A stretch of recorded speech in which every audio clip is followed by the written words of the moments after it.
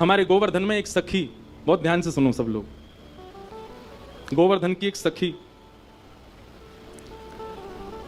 कहीं कथा सुन रही थी, तो कथा में सुन करके गई कि ठाकुर जी तो गोपीन के घर माखन चुरावे जामे, और इतनो ही ना करें तो क्या करें, वो ठाकुर जी ने अपने सबरे सखा छोड़ रखे हैं गोकुल में, बोले सबरे ताड़ते देखते रह करो, जा गोपी के यहाँ बढ़िया माखन निकर रो हो करे, मोह आके बताए करो, वाके घर में माखन चोरी करवे जाऊंगो। सो सबरे सखा बस यही देखते रहे, ढूंढते रहे कौन सी गैया को बढ़िया वारो मक्खन को माखन निकरो है, सो लाला को संदेशा पहुंचानो, लाला चोरी करवे आएगो।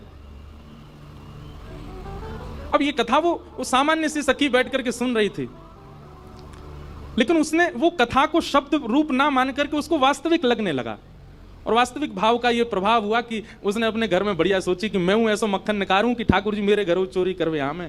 अब मक्खन निकाल लियो, निकाल करके मैंने मटका में मक्खन सजाई लियो, और वाके मन में आई कि ठाकुर जी को कैसे पता चले कि मैंने मक्खन निकालो है। तो दर्शनार्थी दर्शन करने जाते थे, उन्हीं दर्शनार्थियों में मक्खन लेके जाती, तो सब तो सामग्री मंदिर में चढ़ा देते, वो चढ़ाती नहीं, पीछे खड़े होकर के वहीं से मक्खन के पात्र को ठाकुर जी को दिखाती, और ठाकुर जी को दिखा कहती धौरी गैया के दूध सो बढ़िया रात में जमाए करके मैंने दही निकारो, वाह दही से ऐसा बढ़िया मक्खन निकारो लाला, लेकिन ये मैं तो दे के ना जाऊंगी, अपने घर में छीका पे लटकाए के रखूंगी, तेरी इच्छा होए तो चोरी करवे आ जाइयो। श्रीनाथ जी के मंदिर में जाके ठाकुर जी को लोभ देती है। वैसे कोई करे ऐसा, बढ़िया खीर बनावे, चंडीगढ़ से ही जावे वृंदावन और ठाकुर जी को जाकर के बिहारी जी को कि बिहारी जी आपके लिए खीर बनाए, पर हम यहां नहीं देंगे, चंडीगढ़ आके आओ, पाना है तो आप तो आ जाएं।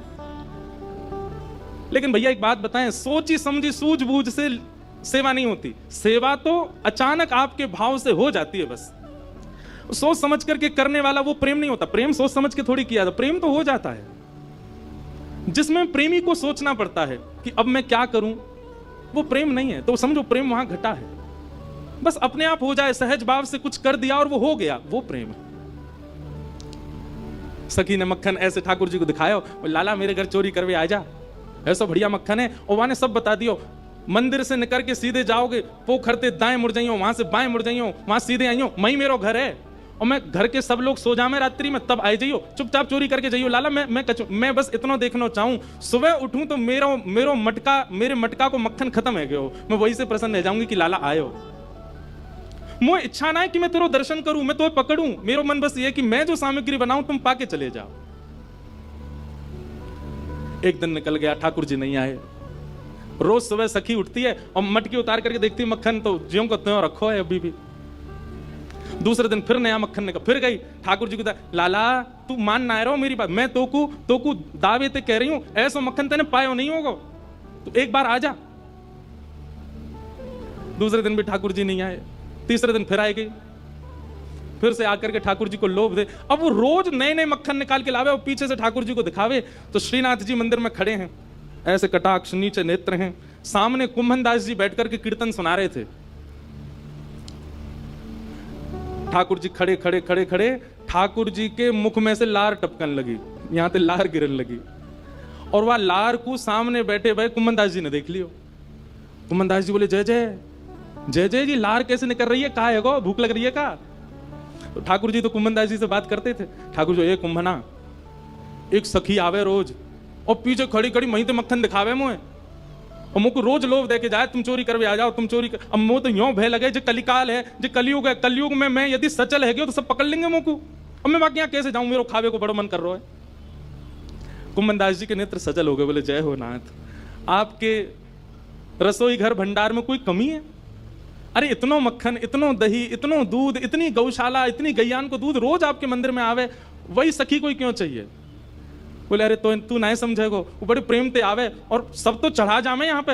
अब देखो हमने कोई सामग्री मंदिर में चढ़ाई, भोग लगी कि नहीं हमको क्या पता, इतने लोग लाते हैं सामग्री, सबका भोग लगता है, कोई जरूरी थोड़ी। पर वाके मन में ये भावना है कि तुम मेरे घर आओ, दर्शन भले ही मत दो, पाके चले जाओ, मुझको ये लगे कि हाँ तुमने पा लियो। कुंभन दास जी बोले जय जय, तो बताओ कहा करना है, चलें चोरी करवे? कुंभन दास जी बोले जे द्वापर ना आए, कलयुग है, सोटा पड़ेंगे, तुम मुंह पड़ेंगे मुंह, कहा समाचार जाओ, जय जय पिट गए हो। ठाकुर जी पिट गए।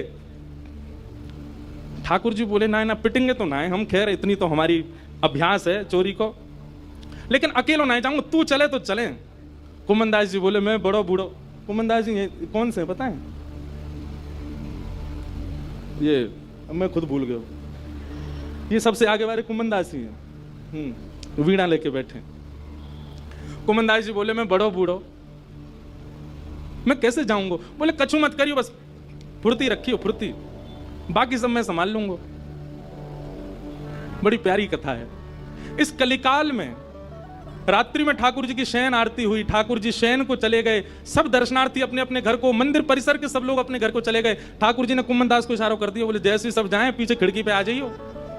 सब चले गए। जैसे कपाट बंद हुए, कुमनदास जी पीछे खिड़की पे खड़े हैं, प्रतीक्षा कर रहे हैं। इतने में कहा देखो खिड़की में से साक्षात श्रीनाथ जी सचल है करके निकल करके बाहर आ रहे हैं, और आए करके कुमनदास जी के कंधा पे अपने दोनों पांव लटकाए लिए बैठ गए, और ऐसे मूड पकड़ लियो सिर। बोले चल कुंभना। बोले जानो कहां को? बोले तू चल, मैं बता रहा हूं ना, यहां से सीधे चल, आगे पोखर आएगा, माते दाएं मुड़ जाइयो, फिर माते बाएं मुड़ जाइयो, बाएं तो फिर सीधे जाइयो, सीधे तो फिर बाएं मुड़ जाइयो, मही हवा को घर। कुमनदास जी बोले पूरी दुनिया आपका पथ जानती है, पर आप अपने प्रिय का पथ जानते हो नाथ। ये सौभाग्य है उस सखी का कि आप उसका पथ जानते हो, आप उसका मार्ग जानते हो। कुमनदास जी ने दोनों पांव पकड़ रहे, छोटे से ठाकुर जी कंधा पे बैठे हैं और सब बता रहे हैं यहाँ तो मुड़ जा, यहाँ तो मुड़ जा, सीधा चल। अब देख जे आगोवा गोपी को घर, अब मुख्य द्वार से तो जाना सके, तो कहा कियो अपनी पीतांबरी फेंकी ऊपर छत पे, और वहां पे है ऊपर ठाकुर जी चढ़ गए, फिर कुमनदास खींच लियो और छत से सीधे अंगना में पहुंचे। वहां देखी एक छींका पे मक्खन रखो। ठाकुर जी देख वो धरो, कुमना तू खड़े हो जाओ, मेरे पांव पकड़ लियो, देख या मक्खन खाएंगे हम।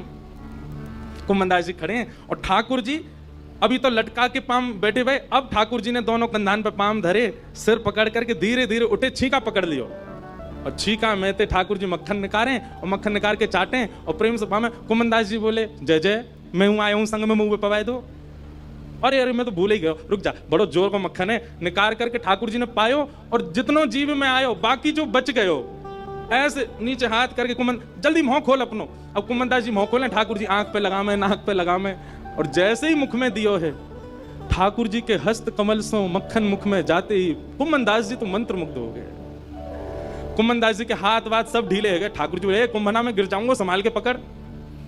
हाँ जय जय पकड़ू। जैसे ही पकड़ करके ऊपर ने देखना चाह रहे कैसे चोरी कर रहे हैं ठाकुर जी, जैसे ही ऊपर दृष्टि करी, ठाकुर जी की धोती ढीली है कि नीचे सरक रही।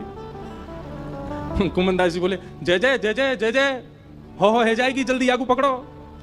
सोई ठाकुर जी ने 4 भुजा धारण करी, 2 भुजा से तो अपनी धोती पकड़ी और 2 भुजा से छींको पकड़ के खड़े हैं। कुमनदास जी बोले जय हो चतुर्भुज भगवान, शंख चक्र गदा पद्मधारी चतुर्भुज तो बहुत देखे, पर मक्खन चोरी कर, मक्खन हरण चतुर्भुज पहली बार देखे। बोलो मक्खन हरण चतुर्भुजनाथ की। 2 भुजा से धोती पकड़ के बैठे हैं, 2 भुजा से छींको पकड़ रखो है।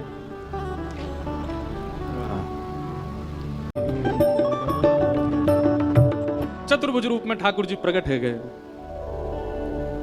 कुमनदास जी वह रूप को देख करके आनंदित है गए। पहले तो कुमनदास जी ने मक्खन पायो तो मंत्रमुग्ध है गए, लेकिन अब चतुर्भुज रूप में जब ठाकुर जी को देखो, अब भैया कोई ठाकुर जी को देख ले वो होश में रह सके?